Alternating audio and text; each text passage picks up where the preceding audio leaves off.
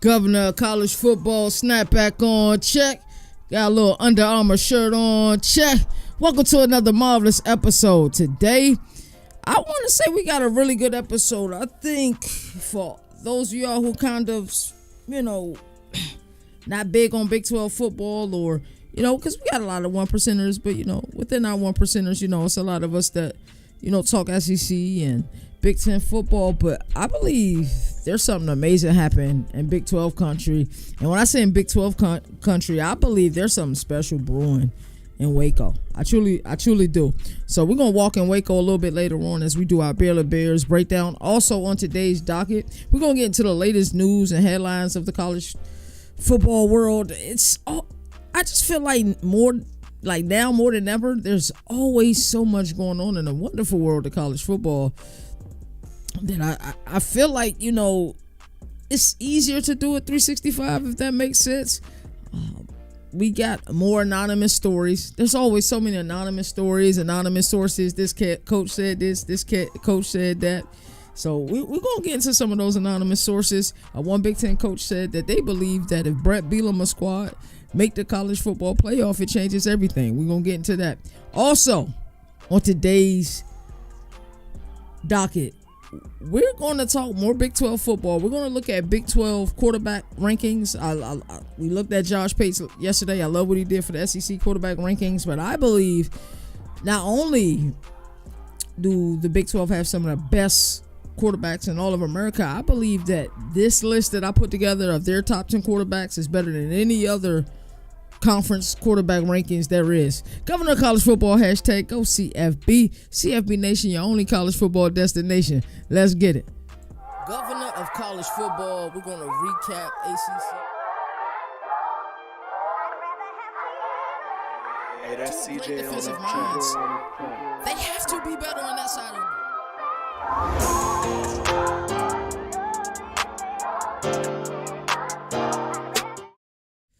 It is Thursday, June the 5th, and I don't know how many more days we got left into the college football season again. I typically go on the CFBNation.com. Make sure y'all check that out. CFBNation.com has a counter. It's a countdown for the college football season. I believe we're at 80 days remaining until the season starts. I truly can't wait until the season starts. Shout out to everybody who's been showing support for this show. The channel is growing immensely over on YouTube. We've gotten a bunch of subscribers over the last 2 days. So I feel like a lot of people are really starting to see what we're doing over here. And I believe we are making some noise. And it's the fact that you guys, the one percenters who watch this show every day, you're the ones that matter. So I truly do appreciate you. And I make sure every episode that I do say that. So if you guys aren't subscribed to the YouTube channel, YouTube search bar at the Governor of College Football. At Governor of College Football, and you guys will be able to find that. So let's get into the news with the latest headlines. If Illinois makes the playoff, then this changes everything. An anonymous Big Ten coach, and keep in mind, a lot of times when we get these like anonymous stories, it's always negative. It's kind of cool to get an anonymous coach say something that is positive. And not saying that it's always negative, but I feel like a lot of time it's negative, and that's the reason why they want to deem whatever they have to say as anonymous. But an anonymous Big Ten coach says that if Illinois makes the playoff, it changes everything. So an anonymous Big Ten coach isn't holding back, saying if Illinois football can break through, which I think they have the ability to. I've talked about my belief in Brett Bielema. We saw how they were able to go toe-to-toe with South Carolina, a team that a lot of us are high on, this upcoming season. In their bowl game last year, I think, we saw them win a multitude of games different ways, like in games that they should have won by a lot, like the Purdue game. Everything that could have gone wrong in the second half went wrong, but they still were able to win. You think about the play that was made against Rutgers with Pat Bryant. The Nebraska game, things went wrong, but Luke Altmaier was still able to make plays, and they were able to go into a raucous Lincoln environment. I believe that was a Friday night game, and they was able to, leave that game with the victory. So if you look at a Big Ten team that's kind of flying under the radar, because for years, Illinois hasn't been, much to talk about, but the Champaign faithful aren't probably used to this hype. Coming into this season, a lot of people are talking up Illinois, and it's because, it starts, with quarterback Luke Altmaier. The progression that he made last year was phenomenal. It absolutely was phenomenal. So, but if they do make the playoffs, what the person said, it changes anything. It will be massive for the entire league. Not Michigan, not Ohio State, not Penn State, Illinois. The sentiment, a team without a traditional recruiting pool or national hype finally cracking the code would show development. Not just stardom still matters in Big Ten power structure. So I really like what was said. I truly like what was said because it really would break the mold. I think for all of us who kind of think and know that college football, needs reform as it pertains to the transfer portal, I think one thing that the transfer portal has been able to do is kind of balance things out. I truly believe the transfer portal has brought more parity because if you think about it, the rich kind of stayed rich for a very long time. The who's who of the sport kind of been able to recruit and out-recruit, but because of what they've been able to do in the past. So if you look at the portal and, guys who may have, were at a bad situation or, they kind of want to go to the right situation and, coming out of high school, they went to the team that was kind of most stockpiled and they got buried on the depth chart. The transfer portal that's made it so those guys are considering a place like Champaign, which they probably hadn't considered before. Or they're, considering what's another place that somebody might consider that they probably weren't considering before. Let's think of another team. Atlanta. Georgia Tech is another team that, people will probably consider now that they weren't considering before as a hotbed for recruiting talent. So it's certainly balanced things. And I do agree with whoever this anonymous coach is. And sometimes when you're reading these news headlines, do you guys ever read them and try to figure out who said this? I'm like, Luke Fickell say this? Do you think it's a bigger, a coach from a bigger university who said this? Or do you think it's a coach, who's kind of at the same level that Illinois is and just saying how big this would be? When you look at Illinois' roster construction, yes, this would be dynamic for the sport if a team like them, and we seen it with Indiana last year. But if you see this, repeated back to back, it would be incredible to see something like that. And to other news, Greg McElroy, strength of schedule must be king. Greg McElroy is stepping into the playoff reforms chat, arguing that strength of schedule should be number one criteria for the playoff selection.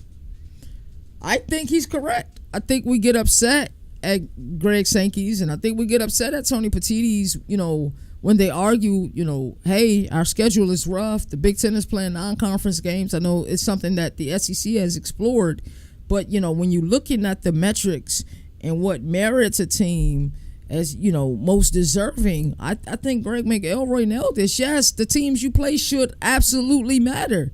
They should 100% matter. If you're playing in a tougher conference, hey, going, 9-3 in the ACC just isn't as sexy as going 9-3 in the SEC.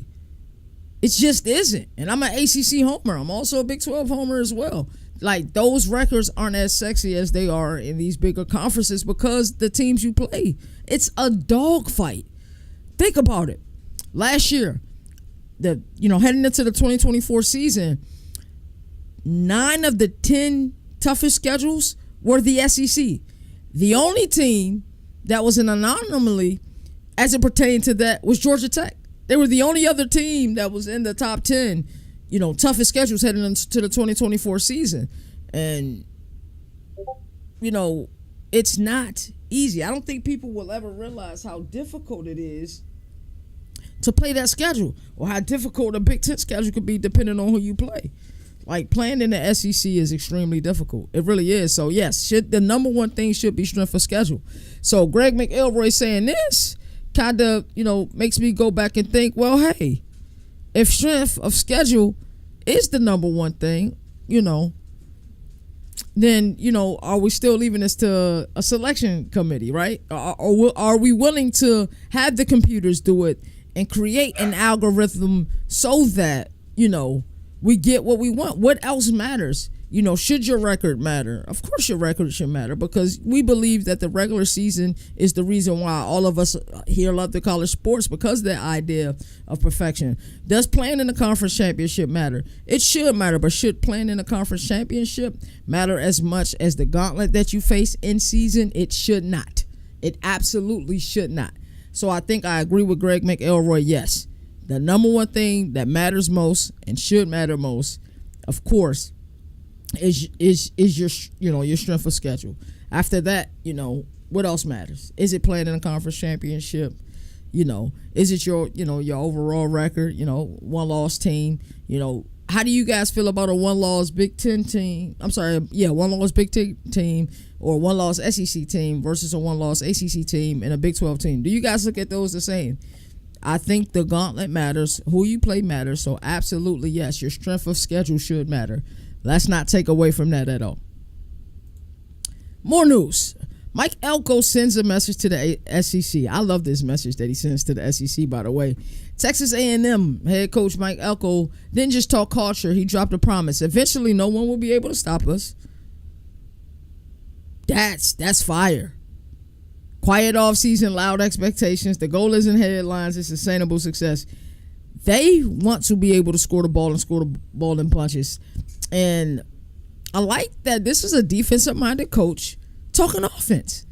Like when you guys hear that headline, is that the first thing that you thought about? Because that's the first thing I thought about. Mike Elko is a defensive guy. And you see this, throughout the sport where these defensive-minded guys go get, hot shot play callers. We've seen Brent Venables just do that very recently and replacing Seth Luttrell with Ben Arbuckle. We saw what Ben Arbuckle did in Pullman last year. And Mike Elko did the same thing. He went and got a Colin Klein, somebody who had a lot of success in Manhattan, Kansas, at Kansas State. But he believes in the pieces that they got. Getting a guy in a portal like they got in Casey Concepcion, who CFB Nation was big on his first year. I went and saw a spring game, and that guy jumped off the screen. I remember doing a video and talking about, Raleigh's got this wide receiver that not a lot of people were talking about, and it was definitely Casey Concepcion. So, yes, 100%. Yeah. You're in the SEC. You're going to have to put up points. It is what it is. Yes, you're going to face some elite defenses. You're going to face elite coordinators like a Glenn Schumann, like a Kane Womack. Yes, you're going to have to bring your lunch pail, but you also need to be able to put up points. And I like this talk from Mike Elko. You don't typically hear defensive guys have this mindset. I think that's the most amazing thing about it, because a lot of defensive guys, they going to talk their defensive talk. And I think of a Bill Parcells who's going to play the percentages, put his team in a predicament to win the game. They're going to control, the play clock. They're going to control the line of scrimmage, both offensively and defensively. So to hear a defensive coordinator talk like, nobody's going to be able to stop us, that tells me, when I hear a defensive-minded coach say this, Marcel Reed has to be ahead of schedule. Colin Klein and Marcel Reed's relationship had to improve. I'm not saying it was bad or anything last year. I'm just saying that they have to be on the same page. If Mike Elko was talking this talk now, and that's a defensive guy, he has to be ahead of schedule. He's liking what he's seeing out of this wide receiver core. And, I'm I don't look at this as hyperbole. Do you guys look at this as hyperbole? We know that the fans down there in College Station are going to bring it. They're absolutely going to bring it. That 12th man, I got to get to Cal Field. I was just talking to East Coast Gridiron people a couple of days ago. He is actually a student there. He's like, man, y'all got to come down here and see a game. We're going to try to make that happen. But to hear Mike Elko, it's June, about 80, maybe 79 some odd days away from the season. And to hear him talk like that, this early on, they got something brewing. He must be feeling really great about this offense, and I'm truly excited to hear it for sure. Let's get into our next headline. LSU missing the college football playoff could crack the foundation. An anonymous SEC coach believes if LSU misses the playoff again in 2025, it could put Brian Kelly squarely in the crosshairs. Despite recruiting wins, there's a growing belief that Kelly hasn't fully captured LSU identity or delivered on expectations. Y'all probably have heard somebody talk that way as it pertains to LSU, and that person y'all probably heard talk that way is 100% me, right? I've looked at that LSU. I'm a huge fan of Garrett Nussmeier. I'm high on Garrett Nussmeier than a lot of people are, just because I believe the kid can make a bunch of throws. I love their offensive coordinator. Their offense is stacked. It is truly stacked. It's truly loaded. And my only hesitancy as it pertains to them is Brian Kelly. And it's weird because I don't want to sit here and say that, he's underperformed. I don't want to say that at all, but I want to say that when you look at the overall roster construction, you start saying to yourself, like, hey, why isn't this team more successful? Right? Like, you got to think, when we start thinking about teams that are going to be fun to use on College Football 26, you'll talk about the Penn States of the world. You'll talk about the Clemsons of the world. Clemson's going to be really fun. LSU may be the funnest team, one of the funnest, if not the funnest team to use on the game, because how balanced they're all offensively.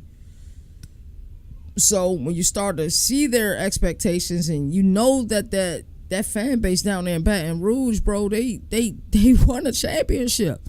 They deserve a championship. They fan base brings it year in and year out. So where are we? Like, if LSU, let's say LSU, right, with the people that they got on this roster, let's say they have a mediocre season. Where are we on with Brian Kelly? Where are we? Like, the Battle of Death Valley, first week of the college football season, going to tell me exactly where we at.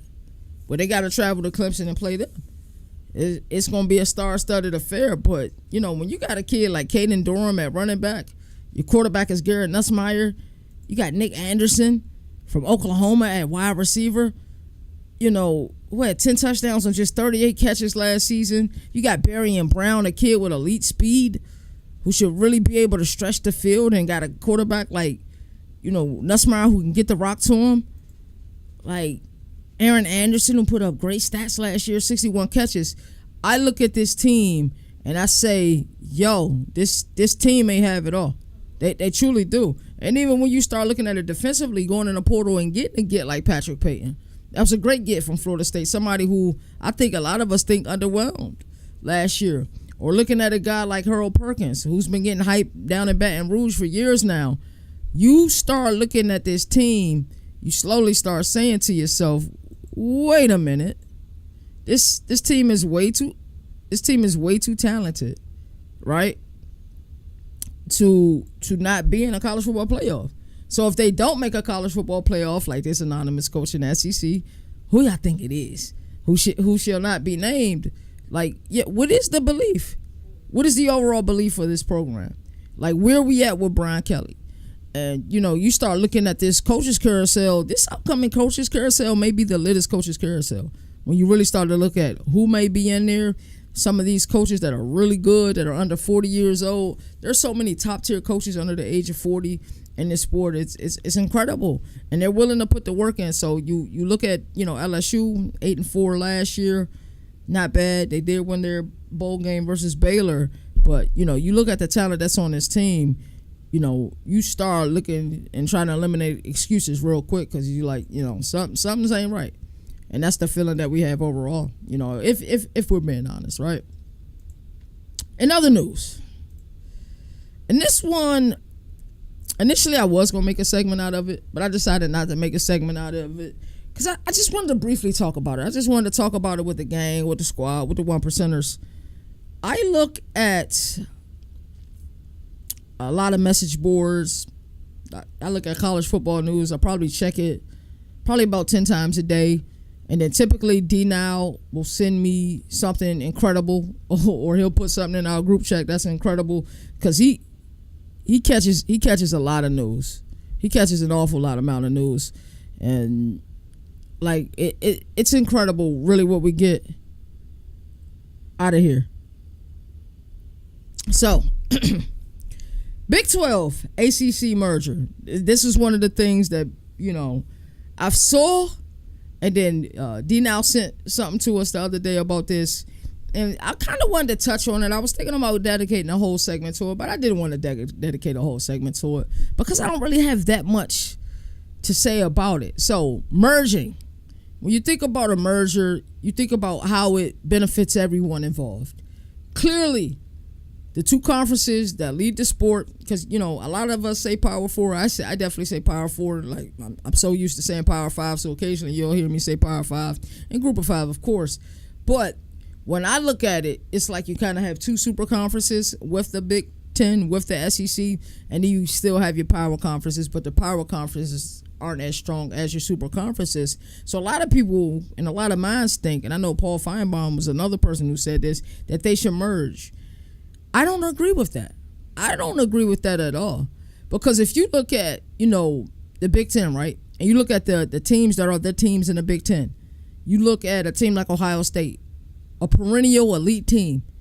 They matter year in and year out. Michigan, even with a down year last year, a perennial elite team, they matter year in, year out. Their ability to recruit, amazing. Penn State, always on the cusp, a perennial elite team. They matter year in and year out. Oregon, a perennial elite team. They matter year in and year out.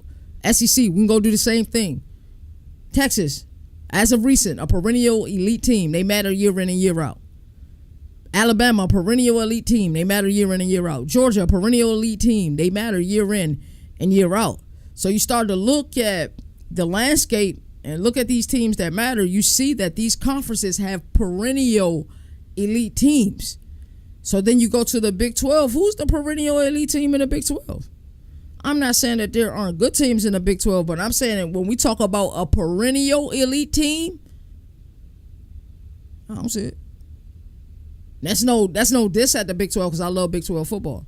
My favorite football to watch, as a matter of fact, I've said it on the show a lot of times and I mean it, and I hope by now you guys know that I mean it. It's Big 12 football because I love the quarterbacks of that conference, and we're going to talk about that conference and their quarterbacks a little bit later. But when you talk about perennial elite teams in the ACC, Clemson is the only perennial elite team in the ACC. We want Miami to be what they used to be as far as a perennial elite team. And then even in the SEC, Florida had their time, as a perennial elite team, like teams that matter, teams that are going to have, money, teams are going to be able to recruit, and the resources are plentiful. That's what we try to think about with perennial elite teams. You think about like Oklahoma. Maybe not as it pertained to wins a perennial elite team, but there was a time period where they were right there on the cusp during their time in the Big 12. And when you talk about highest grossing college football teams, Oklahoma certainly matters. They're certainly got a seat at their table. Their name is certainly in the discussion. So when I say perennial elite teams, we talked about the Big 12. There is none, right? We talk about the ACC. You kind of want to mention Florida State, but I don't. Not after what I seen last season, and and what we seen at times, since Bobby Bowden left. So Clemson is the only perennial elite team. So you think of these two conferences merging, the first thing you want to think about is like, okay, now that they merge, we got more power. You got more teams, you got more time zones, you have more confusion. Like, all right, so ACC got 17 teams, 18 if you count Notre Dame in the other sports, but not in football. They got 17 teams. Big 12 got 16 teams. That's 33 teams. So you telling me out of 33 teams, you got one perennial elite team? How does that help both? And I don't like the idea of two head coaches.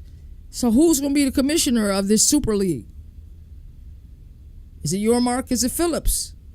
And both of them have earned their right to be the commissioner of both of their conferences. I'm huge fans of both. Haven't met Brett Yormark yet. I will meet him when we go down to Big 12 Media Days. I've seen Jim Phillips a handful of times at this point. Dap me up every time he sees me. So Jim Phillips is a good dude.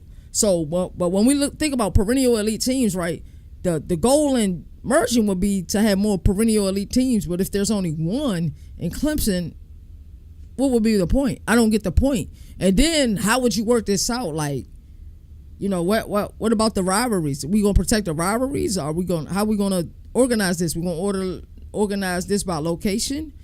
Are we gonna have like 4 8-team pods or 8 14 pods? Like from a logistical perspective, from a semantic perspective, it doesn't make much sense to me. I think in theory, and purely in theory only, I think it's a great idea. But just in theory, it's a great idea. I think when you think about it, and you start to think about, well, how would this give them more power? They would make more money. They will certainly, that's an argument that they will win. They will certainly make more money when it comes to the TV deals because of how many time zones they're in. And on this show, we've always said these TV companies are the true commissioners of the sport. So yes, they will be able to garner more money, and they will be able to get that pot a little bit closer to what the Big Ten and the SEC schools are getting. That's how we can help. But when we look at the perennial elite teams, you look at power and you look at status, the reason why the Big Ten is elite, hell, they won the last 2 national championships, and they have I don't want to say a plethora, but they have enough perennial elite teams. Same thing with the SEC. And that's just the perennial elite teams. Then when you start to look at, teams that have been, great on and off, then the list, we really stack the list up after that. That's why I say that. Then a USC in the Big Ten will join the list. I talked about Florida a little bit earlier. So I think a merger in theory sounds good. But when we start to look at the logistic of it, to me it doesn't make sense because you don't have enough perennial elite teams. And, we're still listening to Greg Sankey and Tony Petitti, and they're still running the sport even with a merger. So I don't see that, how it will work. But this is what I do think. Instead of a merger, I think both conferences need to remain separate. But I do think they need to be aligned on their ideologies. They definitely need to be aligned on their ideologies. They have to be aligned on their ideologies. And I talked about this a few days ago. I'm going to mention it again. We were when Big 12 had their meeting, their spring meetings. We weren't there physically, but virtually. Big 12, shout out to Big 12. They sent us a, digital invite so we could just join the Zoom call and see it. And they sent us one for both of the days. But one of the things I noticed immediately when Lance Leopold, head coach of Kansas, and Kenny Dillingham, head coach of Arizona State, is when they were asked questions about the portal, they were aligned. Their thought process was aligned. It was like they talked about it. Well, how you feel about the portal? How you feel about the portal? Well, I think there should be one portal, and I think it should be in January. Well, damn, I think that's a great idea. I agree with you. They were aligned. So when you watched the meeting, you saw that, hey, they're aligned. They respect each other, and these two guys are two different sides of the spectrum as it pertains to their philosophies and coaching. But the fact that they had the same ideology as it pertained to the transfer portal and the reform that the transfer portal need, I thought that was brilliant. I thought it was amazing to see. But then, I think we take that concept, and then Jim Phillips and Brett Yormark need to be aligned that same way, because we see that even though Greg Sankey will take a jab every now and then, because Greg Sankey is a puncher. He's like Lennox Lewis. If you remember the boxer Lennox Lewis, what much to see, he ain't going, throw too many haymakers, but that jab, he going to just let that joint fly, and it'll turn you into a bobblehead. And even though Sankey will do that sometimes, I believe that Sankey and Petitti still have very similar ideologies, and they're on the same wavelength, and I feel like they talk often. And that's how they're able to move the way that they want to move with the, the full automatic qualifiers. That's how they're able to do it, because they're on the same wavelength. I think there needs to be calls, if they're on already. Brett Yormark and Jim Phillips need to have calls at least monthly, if not bi-monthly. They should be talking often, figuring out how to survive. Granted, I do believe that the Big 12 is in a little bit better shape, only because after 2030, it's not certain that Clemson, Florida State, North Carolina, it's not certain that them programs are going to remain in the ACC. That's the scariest part. That's 1,000% the scariest part. The fact that after 2030, how easy it will be to leave the ACC. How can the ACC survive? What happens then? And we just talked about North Carolina, which is huge, as far as location. And we talk about Clemson, who in football has been a perennial elite program. They might leave, but I don't even think we're looking at it from the other way, because Miss Teresa Gold, the acting commissioner of the Pac-12, been active. So if you think 2030 she ain't eyeing Cal and Stanford to come back home, she's most definitely eyeing them. You saw how she's been able to move. And like I said, I'm a huge fan of Gloria Nevarez as well. That's the Mountain West commissioner, but I felt like they allowed them to get too close in proximity. And I think it's like that, friends closer, enemies closer thing. And that's how they was able to pull some of them programs away from the Mountain West. So, yes, I do think that Jim Phillips and Brett Yormark should be talking a lot. They should have similar ideologies and make the same approach. And I think that's why, and I want to say that Greg Sankey was spitballing. Y'all remember, at the SEC spring meetings in Destin, Florida, when he was kind of say, these conferences are in collusion. I don't think he thought that 100%. I truly don't believe he thought that. But I think he was probably trying to spitball. They're probably having meetings of how to survive, how to fight this. Yes, they should be, 100%. A merger in theory, good. In reality, when you look at the logistics, I don't think it's smart at all. But I think Brett Yormark and Jim Phillips should be talking often about how to survive. But at the same time, I think it should be distance because we've seen, Brett Yormark, like I said, I thought he did an amazing job where the entire college football was under siege as it pertained to, expansion. He was able to expand and protect his. He even though he lost Texas and Oklahoma, he still was able to get Colorado, still able to get Utah, still able to get Arizona State. And those were pivotal. And look at, who won their conference last year was Arizona State. So, yes, no for the merger, but yes, should they be in talk? Should they be communicating often? Abso-freaking-lutely. I think that 100%. So let's go ahead and move on to our next segment. In our next segment, we are going to talk about our Big 12 QB rankings. If you've been watching this show for a while, this shouldn't surprise you. My rankings shouldn't surprise you. I know some of you are going to be upset that Sam Levitt is in at number 1. But let me tell you something. This kid, Sawyer Robertson, is real deal. If you have not seen much of Baylor play and you're able to go back and watch, go watch. I'm telling you, this kid is real deal. I promise you, he's real deal. I have Sawyer Robertson number 1 on my list. What do you have? 28 touchdowns, 8 interceptions last season. I mean, the kid just got it. The kid truly got it. He was able to make a lot of tough throws last season. He's got kind of that awkward release a little bit, but like I said, I just like the team he has around him. I love the offensive coordinator in Jake Spadable. I love his variation of the air raid. And I think his variation, I think a lot of people assume that the air raid is the same across the board. The principles and the base of it are the same. It's not always created equal, though, because Lincoln Riley and Garrett Riley both run the air raid, but they run different variations of the air raid. Jake Spadable's variation of the air raid really incorporates the run game, probably more than others. And I think his variation of it is kind of what Celeste Latrell wanted to introduce in Norman last year at Oklahoma. But Baylor is loaded. We're going to talk about Baylor a lot lately. Not lately, but we're going to talk about them a little bit later on. But yes, number 1 on my list is 100% Sawyer Robertson. I think this kid is elite, and I think something is brewing down in Waco. Look at that throw. That's just phenomenal. So Sawyer Robertson, number 1 on my list. Number 2 on my list, Sam Levitt. I like Sam Levitt. Love what he was able to do. Arizona State last year. I think the kid's incredible. I mean, you even saw flashes when he was in East Lansing a year ago. You saw the flashes. You saw that he could play the quarterback position, and that with time and around somebody like a Kenny Dillingham, I don't know how people aren't around Kenny Dillingham, even if you aren't around him, and you don't watch his energy and how infectious it is after they get a big win. Like, this kid, bruh, he's one of the homies you went to college with. If you had the pleasure of going to college and going to a frat party, all that, man, Kenny Dillingham, that's him. So he's with a youthful coach who's vibrant, who has a bunch of energy. I really like Sam Levitt a lot. Like, make no mistake about it. I think the kid's incredible. I truly do.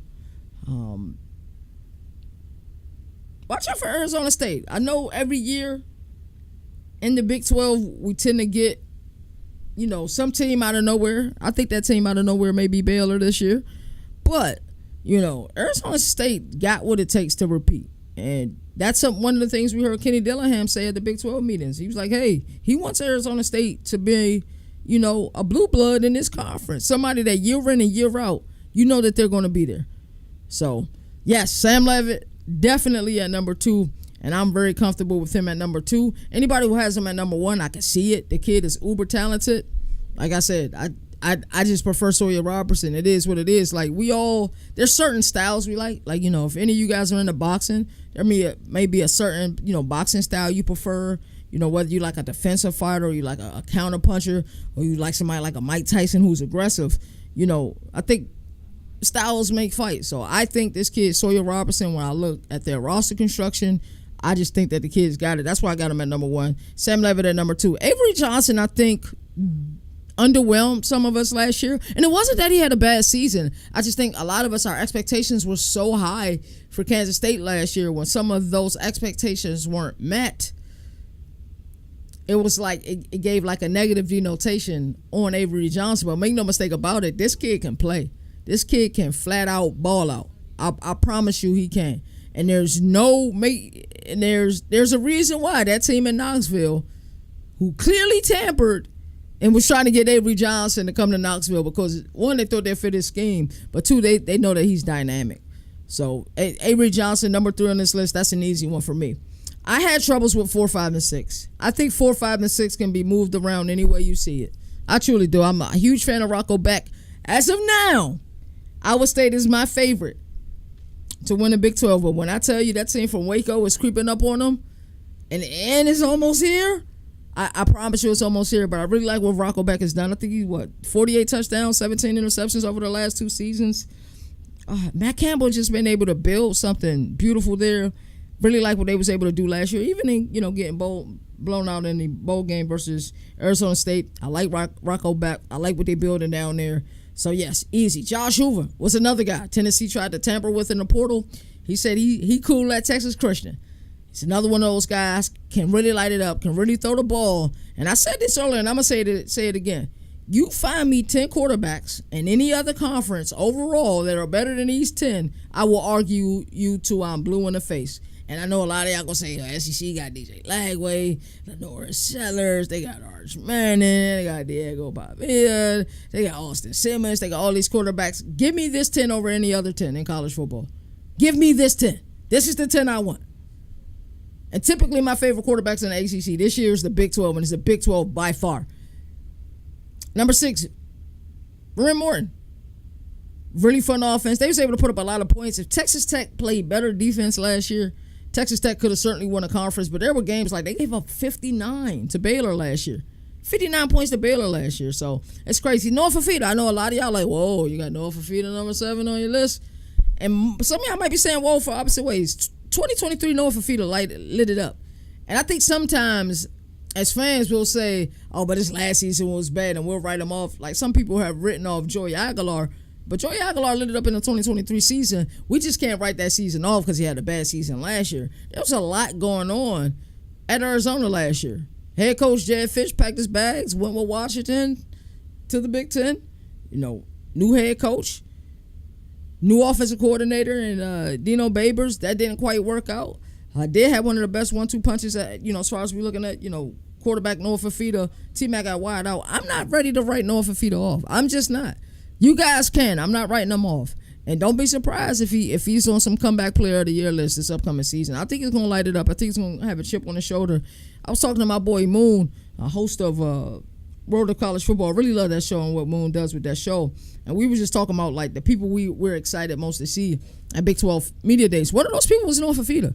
You can't wait to meet Noah Fafita at Big 12 Media Days. I can't wait to just talk football with him. I can't, because I believe this kid still got it. So, yes, we weren't overly impressed with what Arizona did last year, but he'll come in motivated, and he's going to prove a lot of people wrong. I guarantee you that.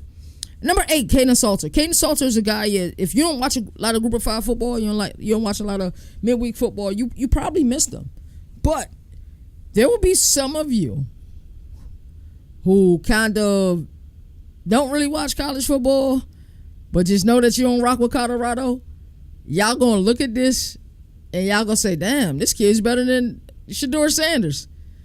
Because he's going to have that many wild plays. I promise you. Pat Shurmur is going to be able to draw up and scheme up some plays for this kid. This kid is dynamic. Another quarterback who he struggled in 2024. He just looked disinterested in 2024. I can honestly say this. Being around Liberty as much as I was around Liberty, I was a season credential member. Every game I went to last year, I watched on the field. I can tell that after his 2023 season, Caden Salter believed, and I agree, that he earned the right to be a power 4 quarterback. He truly earned the right, and I thought that Auburn was going to make that call. I thought he was going to go there and light it up. I think this kid is refocused, retooled. The amount of NFL talent that is in that Colorado locker room as it pertains to, former players who are NFL, the access that they have to former players who are NFL. Watch out for this kid, Caden Salter. He's going to light it up. That running ability that he has is going to really open things up. They do have a retooled offensive line. all graduate transfers or senior transfers, and they've all played pivotal playing time. If they can get that offensive line group together, I still like what they have on the outside at wide receiver. I think a lot of people forgot about Amarion Miller because he got hurt earlier last season, but that was a kid in that USC game 2023 that just came out of nowhere and jumped off the field. Dallin Hayden is still there, and I still believe, I know we haven't really seen it since 2022, was it? With Dallin Hayden in his first year in Columbus, where he ran for over like 500 yards on limited carries. I still believe in him. I think Caden Salter will open up that run game for him because, you know, when you're trying to defend that read option, and Caden Salter got the ability to pull that thing down, and I've watched him from the field. This kid is fast. He's extremely fast. So, yes, Caden Salter at number 8.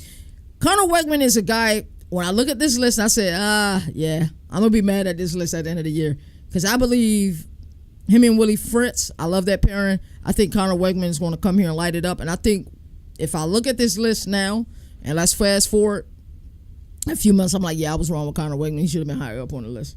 Connor Wegman is a guy I say yes. Kid's got it. He's going to have a chip on his shoulder. Marcel Reed seemed to fit what Texas A&M wanted to do last year. The team seemed more motivated when he got in the game. I'm not sure what went wrong. I don't want to say Connor Wegman was mistreated. I just don't like the way he was treated. I think there were games last year, if he was starting, he'd have been able to win. And then Jalen Daniels, I know a lot of us kind of get upset, you know, with the injury history, and we feel like Kansas underperformed last year, but he's still talented. So like I say, I love this list. I really do. I'll take this 10 over any other 10 in any other conference. I don't care what conference it is. Don't care if it's Big Ten or SEC or ACC or whatever conference you want to name. I like this 10. Sawyer Robinson, high on him. Sam Levitt, Avery Johnson, Rocco Beck, Josh Hoover, Barron Morton, Noah Fafita, Caden Salter, Connor Wegman, and Jalen Daniels. Really like this pairing. Really like this grouping a lot. We're going to go ahead and take an ad break. Shout out to everybody who's watching this show. We got some people in here today. Truly appreciate that. Make sure you guys on YouTube, search bar at the CFB Nation. Make sure you guys subscribe to our YouTube. I think we're almost at 27,000 subscribers on that page. On my YouTube, Governor of College Football, we're on the road to 1K. We're almost at 900, so we ain't too far away. So make sure y'all subscribe there. Also on Spotify, go and search Governor of College Football. You guys, that's the preferred method for watching any of the VODs, and it is a video podcast. We'll go ahead and take an ad break. Shout out to everybody who's watching right now, man. Y'all stay tuned. Don't go nowhere. Look at you out here using all these other sports books, and you ain't even using the best one. BetUS. Get 125% match bonus when you use the promo code CFB Nation. Yeah, you heard me correctly. 125% match bonus on your first deposit using that code CFB Nation. We know that college football is in the offseason, even though we don't celebrate that. You know, CFB Nation, we do college football 24/7. But there are plenty of things for you guys to bet on. Who will have the most wins? OKC Thunder or Cleveland Cavaliers? Can Luka and LeBron make it all mesh to make it to the play-in tournament? Maybe you're a college basketball guy ready to risk it all for Florida to make it to the big dance. Basketball isn't for you? Maybe you're a football guy. Well, BetUS got you covered with this year's UEFA Championship. Can Liverpool or Barcelona win it all? Will Erling Haaland or Harry Kane lead their teams to victory? May is going to get popping when the Kentucky Derby hits town. BetUS has you covered in that way too, with all major horse racing events. Point is, type in that promo code CFB Nation and go get that money. Alrighty, so around the nation, I've been hinting at it all day, and we walking in Waco, man. Around the nation, Baylor Bears 2025 outlook. Walking in Waco, the newest Governor of College Football anthem. I was labbing the other day. I think I was talking to him on Sunday, and we were either in StreamYard or on the phone. And I was telling him, like, you know, because when I prepare these episodes, I prepare them not a week ahead, but like, you know, a few days ahead. I'll, you know, do all the thumbnails and, you know, the descriptions, and I'll plan everything in Restream so that, you know, when we go live, it's just a copy and paste. Bada bing, bada boom. And a lot of times me and Moona had these conversations, and I wish I need to really start recording these conversations, because I feel like a lot of the behind the scenes discussions, and when we just talking college football, we just talking shop. And I was just been telling him, like, yo, it's something about Baylor. He's like, what you mean? I'm like, I don't know. I'm just walking in Waco. And he starts laughing, and then I immediately play the Walkin' in Memphis song, and I'm like, yo, I'm walking in Waco. I promise you, it's something about this Baylor team.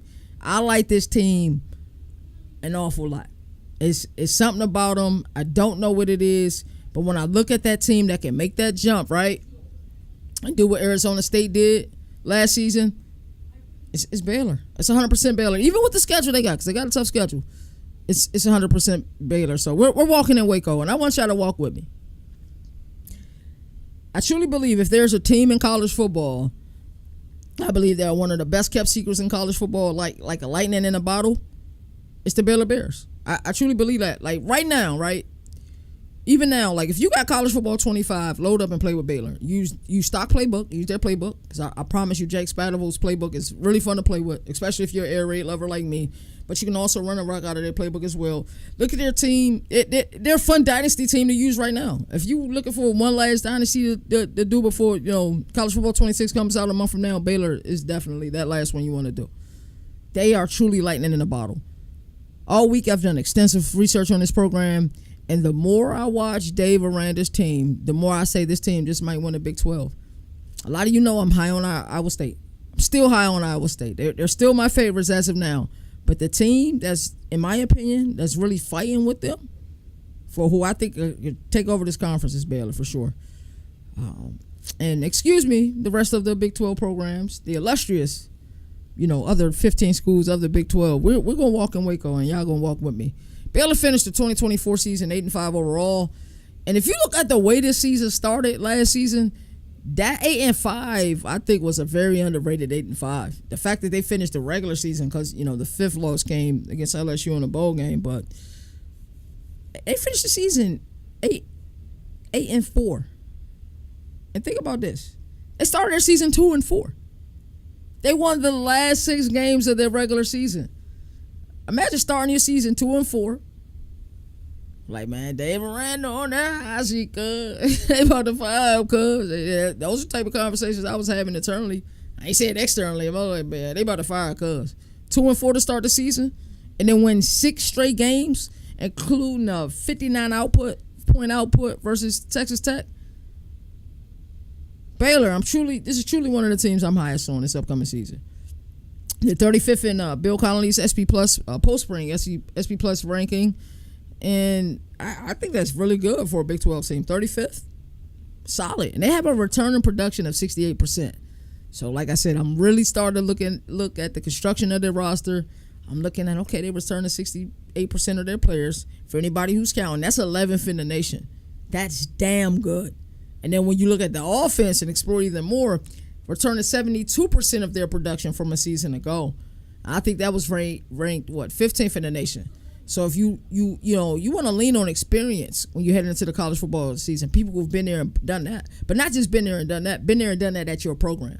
Because been there and doing that at another program to come to your program, you're not a freshman because you have played at this level, but you do have to learn a new system. But people who already know the system, already understand the system, already know how to execute the system, and they're returning, and they're coming back. Yeah, that's why I pay a lot of attention to return on production. I know it's a metric not everybody loves. I'm a huge fan of it. I will continue to be a huge fan of it. But 72% return on production offensively is amazing. Jake Spavital, I've talked a lot about him, offensive coordinator for Baylor. And I bet you he's licking his chops heading into this season, man. Not only because of the return on production, returning 72% of his offense, but he has one of the best quarterbacks in all of America. And I did not stutter when I say that. I said one of the best quarterbacks in all of America. And my top 10 quarterback rankings, yes, not the Big 12 one I just did. My overall one that I did for college football, I had Sawyer Robertson 5th. And when I was doing that list, it wasn't just like a one. I knew Garrett Nussmeier and Cade Klubnik in my mind were 1 or 2, depending on who you ask. I know some people are lower in Garrett Nussmeier than I am. But then I started looking at this list, and I'm like, yo, I like Sawyer Robertson a lot more than I like a lot of other quarterbacks. I truly do. So when I'm looking at that list, I'm like, yo, I can't say that these guys, in the way I do my list, I look at the team that they have this upcoming season. I look at their offensive line. Can the offensive line protect this quarterback? And then I start looking, and I say, yo, I like Sawyer Robertson better than this guy. I like the pieces he's bringing back. I like the offenses he's in. I like the conference he's playing in. And I just really start running off names. This kid will be in discussions for 2026 NFL draft. That's all I'm going to say. That's all I'm gonna say. But I truly believe in him. I think he can compete for the Davy O'Brien Award. He was high on my Davy O'Brien Award list. One of my dark horses. He's one of my dark horses to win the Heisman. I think he's really that good, and I don't think it's hyperbole either. I think Sawyer Robinson is truly that good. Threw for 28 touchdowns, 8 interceptions, completed 62% of his passes, returning, knowing that he's starting, knowing that the offense is his. We gotta look at this and say, that number can go up. That number can 100% go up. We can see that 62 turn into a 68, 69, maybe even a 70 this upcoming season. Because the opportunity is there. The opportunity is truly there. I'm telling you. The fact that heading into last year, who did you all think that Baylor's quarterback was going to be heading into last year? I'll give you a second to think about it. Who did you think was Baylor's starting quarterback going to be heading into last year? I 100% thought it was going to be DeQuan Finn. That's who I thought the quarterback was going to be. I thought it was going to be DeQuan Finn, the kid from Toledo. So I'm like, they got DeQuan Finn. He going to start this year. Little did we know that the team from Starkville, team from Waco, was going to have one of those weird trades like we seen with Nico Iamaleava and Joey Aguilar. And then Mississippi State sent Sawyer Robinson. Baylor Bears sent Blake Shapen. And I love Blake Shapen and Jeff Levy's offense. But damn, Sawyer Robinson, starting quarterback for the Baylor Bears? You couldn't have told me that last year. I thought the kid had talent, but I just thought that DeQuan Finn wouldn't go there and not start. But that's exactly what happened. So Sawyer Robinson certainly got it. He had to earn his keep last year. Truly had to earn his keep. So not only am I super high on Baylor and their quarterback room and the team overall, I'm also high on their running back Bryson Washington, who rushed for 1,028 yards last season and 12 touchdowns. And think about it. It's not just him. They truly got like this lightning and thunder, like this perfect combo with, Bryson's speed and Dawson's physicality. Because Dawson Pendergrass is a good running back as well. So it balances well. That's why I said there's different forms of the air raid. Jake Spavital's air raid, yes, you do see a lot of the principles. Are you going to see 95 wide cross? Absolutely, you're going to see 95 wide cross. But also with that, are you going to see a power run game? Absolutely, you will. Pick your poison. They can beat you physically up front, and they can also air it out. And it takes what to win in this sport? Supreme balance. They having the ability to pass the ball when you need to pass the ball, also having the ability to run the ball. We need to be physical and close out them games in 4-minute offense. You have to be able to do that. So damn, I'm high on the running backs, high on the quarterback, and I'm high on the wide receiver room as well. 100% high on the wide receiver room. And it's loaded, and it starts with Josh Cameron, 52 catches last year, 754 yards, 10 touchdowns. Ashton Hawkins put back-to-back stellar campaigns. What, just 2024? He had 55 catches in 2023 and 45 catches in 2024, along with 5 touchdowns in 2024. Alabama transfer, Kobe Princess is one of those guys you look at, you say, this kid's got it. He truly does. If he can just figure it out on a gridiron, and maybe this spot will be perfect for him, and I truly think that, their offensive coordinator, Jake Spavital, will figure it out and figure out how to use him. I think he'd be a great piece. And then you look at Michael Trigg, who's their tight end. You like, damn, Sawyer Robinson got some weapons around him, don't he? So the people who thought I was tripping at first with having Sawyer Robinson so high, they're probably sitting here, and y'all the 1%ers. So I know y'all was like, yo, why Governor got Sawyer Robinson over Sam Levitt? I think now you're starting to see, like, okay, Governor, I wasn't agreeing with you. I still don't agree with you, but I see it now. Yeah, you can 100% see it now because of the pieces that they have around them, and they have a damn good offensive coordinator. And like I always talk about that offensive coordinator and quarterback blend, like I love what they're doing in Champaign with Barry Lundy Jr. and Luke Altmaier. I love what they're doing in Clemson with Cade Klubnik and Garrett Riley. I think something is happening in Happy Valley with Drew Aller and Andy Kolodnicki. That offensive coordinator, who he is, and your quarterback matters. And we can say the same thing in Norman with John Mateer and Ben Arbuckle. So, yes, they have that. And I truly do like it. And this offense is loaded. It's 100% loaded. And in the Big 12, you're going to need to be able to score. You're going to need to be able to get points in bunches, and you better be able to score in the last few minutes of the game. We saw this Baylor team. This Baylor team could have easily been 9-3 last year. They lost it on a Hail Mary play to Colorado last year. So, yes, you got to be able to finish games in this Big 12. And I really like this team offensively. defensively, they've been able to bring some return of production. And return of production defensively isn't as high as the return of production offensively. But if you want to look at a guy on his defense that stand out, it's 100% Keaton Thomas. I mean, that kid is a tackling machine, linebacker. I like the system that they run defensively. It's more of a 3-4. It's kind of a hybrid 3-4, if we're being honest. But like I said, defensively, they're solid. They got puzzle pieces defensively that really fit the pieces that they need. But like I said, Keaton Thomas is 100% the guy I'm looking at when I look at this defense. What the kid had, like 117 tackles last season, 114 total tackles, 7 tackles for loss, 2.5 sacks, 1 interception, and a touchdown. Like, the kid does everything. So you look at the other pieces that they've been able to get via the portal, the other pieces they have on their defensive line. Like I said, it's a multiple 3-4. With Jackie Marshall up front, Devontae Tizino up front, Cooper Lance up front. You look at the other linebacker that they were able to get via the portal, and Matthew Fobbs White, who was able to make some plays last season at Tulane. It's a pretty decent defense. I'm much higher on the offense, but if this defense, they don't got to get stops all the time because the offense can clearly score. They were able to put up points last year, but if they can get those pivotal stops, those drive enders, or holding the team on third down, I think they'll be able to truly make some plays. So 100% high on Baylor. And before we get out of here, of course, we're going to look at their schedule, and I won't give you what I think their record's going to be. So the one thing I say about Baylor is I believe their schedule is tough. But I believe their toughest games are at home. And that's what I like about their schedule. Week 1 versus Auburn is at home. Interested to see what Hugh Freeze is going to look like. Interested to see what Auburn's going to look like. I think that team is truly, I said this yesterday, going to truly build around Hugh Freeze. Hugh Freeze strong. And I think they're going to, Jackson Arnold's got a lot to prove this year. So looking at that team, looking at one of the best wide receiver cores in all of college football, if I wasn't so high on Baylor, I'd give Auburn a win, but I'm high on Baylor, so give me Baylor. Baylor starts the season 1-0. At SMU, that's going to be a really tough game. Really tough game. That may be the toughest game on the schedule, other than Arizona State, but the Arizona State game is at home. That SMU game in Dallas. You talk about two teams that are, Texas proud. That's a tough one. That's a really tough one. Give me SMU on that one. No. Did I pick SMU on that one? I can't remember if I picked SMU on that one when I did my SMU one. I think I did pick SMU. Or did I pick Baylor? I might have picked Baylor. Give me Baylor. Baylor starts the season 2-0. Sanford, 3-0.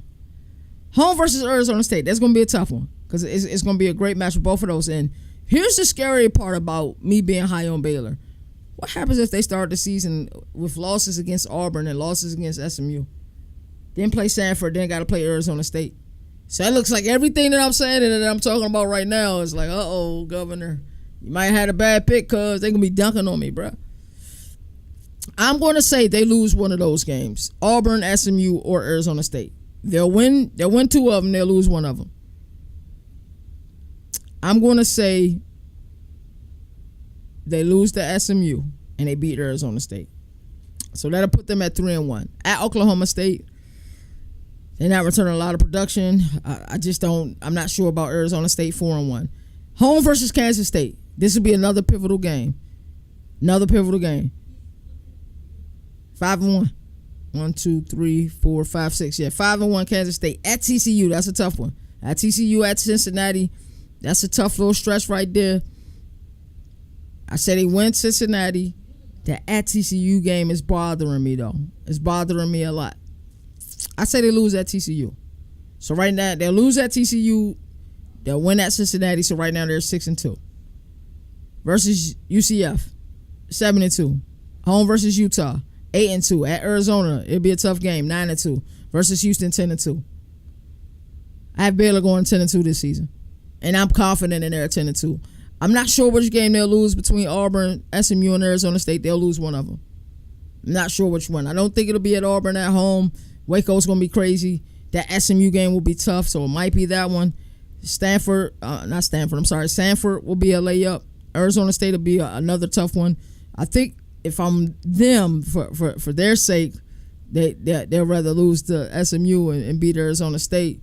But yeah, I got the winning. What I say? 1-0, 1-1, 2-1, 3-1, 4-1, 5-1, 5-2, 6-2, 7-2, 8-2, 9-2. Yeah, 10-2.